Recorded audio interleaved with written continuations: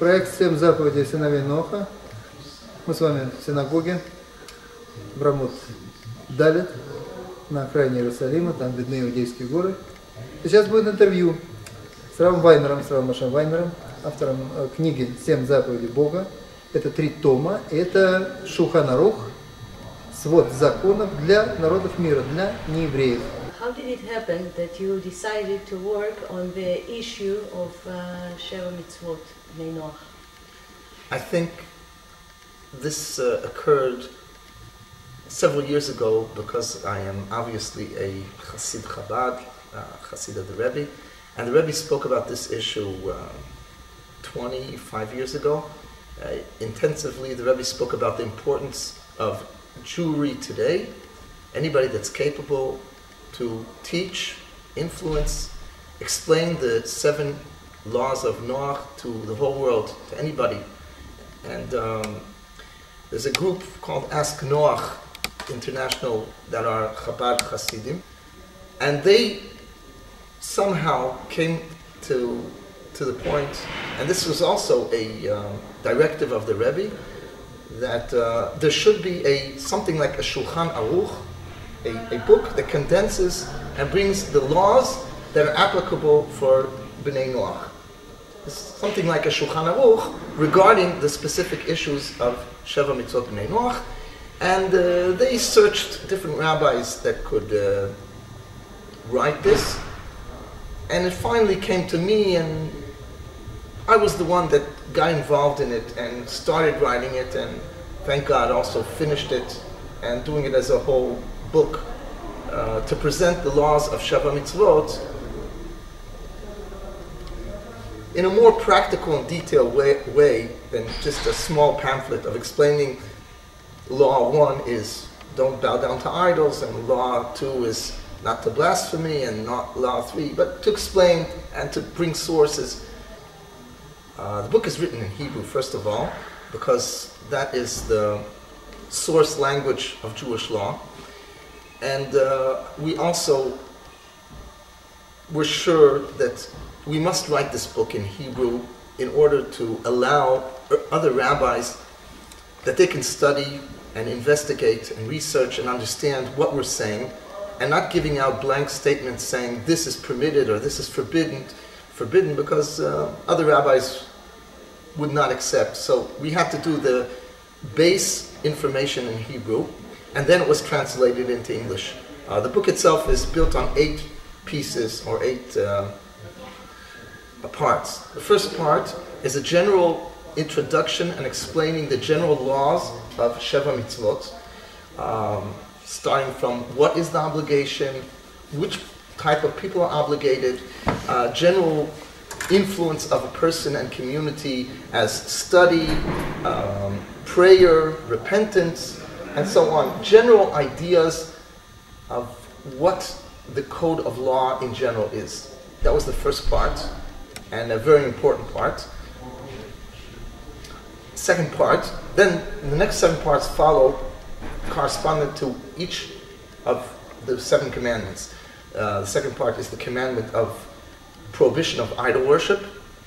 The third part is the prohibition of blasphemy, not cursing God, and also each part we also extended to other subjects that are connected. For example, blasphemy, 1 chapter is talking about not to curse God, but then not to curse other people, and fear of God and honoring of God. These are all like extensions or branches of the basic idea. The 4th chapter is the prohibition of eating a live limb of an animal, Ever Menachai, which gets into all the details, but it starts getting wider because it talks about the issue of diet in general. Diet, is it important what do I eat? Cruelty towards animals, and also involved in other laws that are commanded to Bnei Noach as getting involved or trying to change the creation, like mixture of types of animals, breeding one type or another which is forbidden, mixture of breeding trees, grafting trees. I mean, this is just an example that the law of forbidding to take a limb of an animal turns into other issues that are much more practical today, as cruelty towards animals, which is a whole issue, and it's interesting to people today, and many people are involved in the issue, and getting involved, or how far can a person today in science and in modern capabilities try to get involved in changing the environment and the world. The second volume has it in 3 parts. The first volume was speaking about the basic laws between man and God. Believing in God, idol worship, blasphemy, and even cruelty towards animals or cutting off limbs of animals is a law that man is committed straightly towards God. This is something, what we call in Hebrew, ben adam lamakom, between man and his personal God. That's pretty to say. The second volume is talking about the laws that govern between man and a fellow friend.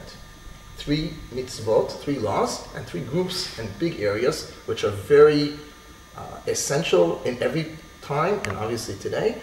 And there's no possibility of any community to evade all of these 3 laws. The first is murder, and the widening of murder means hurting, causing damage to other people. Not only killing, damaging, hurting, damaging property. Physically, right. And also you said property. Property, damaging property, yes. Damaging people's lives, bodies, properties. This is an expansion of 1 or 2 laws, but they come together, either theft or murder. Also, lashon hara, not to speak slander, not to speak bad about other people, is an extension of the law of murder, because you are hurting a person, you are causing him damage. This is, even though it's a spiritual type of act, but it's the spirit that's so close to the physic of a person that this is actually causing him damage. Whether there are some things that can astonish, that can surprise the non-Jew, so to speak, reader. Some people are astonished because they don't know or have enough knowledge of the laws at all. So they're astonished that there is such a law. But even people that do know the laws in general, but they didn't have the capability of reading or studying the details, they might be astonished at a new aspect that comes out of the law. For example, like we spoke about slander now, which is a whole new idea for Noahites, for Gentiles, which my fellow rabbis, also some of them picked up their eye and said, you know, what's the source? Why? And I explained, this is a rational result of not to cause damage to another person. We have to understand that these laws are godly given, but they were given down to the minds of people that they should understand and rationalize and expand them, obviously not changing the base, using the base as the God-given, but whatever rationalizes and is a continuation, this also is a commitment that God commands a person to be a man, to think, to develop the thoughts, and things that are simple and obvious, he's committed. You're a good example. For you, cruelty towards animals was something very simple and obvious, and slander for you was something astonishing. I know many people that they thought that cruelty towards animals it's too much. You know, it's my private possession. He bought the dog. Why can't he hit him? You know, what's wrong? So what to you is simple is not obvious and simple to everybody. Can you please tell me, do you internet users, do they have an opportunity to ask you questions? Yes, but not straight. My connection is through Ask Noach, which is the site that I work for, and we receive questions and we answer, we try to explain, and many of the questions are sent to me in person to answer. But sometimes there are other rabbis on the board that they'll take the initiative or they'll already answer there, but anybody that asks through Ask Noah should get an answer. And one more thing about the last issue of your book that has to come out soon. Okay, I was still in the middle of explaining that part 6 and 7 are theft, and also a very important issue is forbidden relations, and marriage, divorce, and prostitution, which is a very delicate and problematic issue, and homosexuality, and other issues involved. And we told the world the truth without trying to hide anything. We told them the truth. This is forbidden. This is not the way a man should act. This is maybe not forbidden, but it's different degrees of forbidden relations and the whole issue. I think we did a very, very good job on that special issue, because some colleagues that I spoke to hesitated and were afraid, what will people say, what will people accept? And we said what God says, the truth. It's an overall, a godly structure of law, which is always, also for Jews, it comes out the same thing, that in general, it looks very nice, many laws are easy, and every person has that specific case that is difficult for him, and there's his challenge. But that's the truth of the Torah. Okay, we'll speak about the last volume, the third volume, which is coming out in Hebrew. It's prepared and finished, is the law of making a judgment and establishing a court to judge people and to make laws, which is a new section, which is speaking not between man and a fellow person, but the governing of a community in general.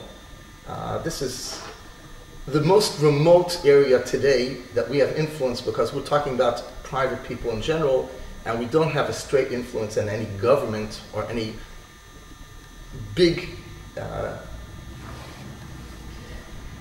people that have are influencing the law. But eventually that will come also, and the more the book gets in and the more people are interested, this also will speak to them about the concern that God gave to man, that he has to establish a just and a right community with laws, and in Hebrew we call seder. There's a verb from Yeshaya, the Navi. It says, Lo tohu b'ra'ah ela l'shevet yitzara. God did not create the world for chaos, but for establishing, founding, making, building, constructing. And this is one of the basic foundations of the creation of man and the laws of Noach. To make the world into a livable place, things should be put in set rules. People know what's right and wrong, and there should be teachers and mentors and people that look over it, that the establishment is kept well.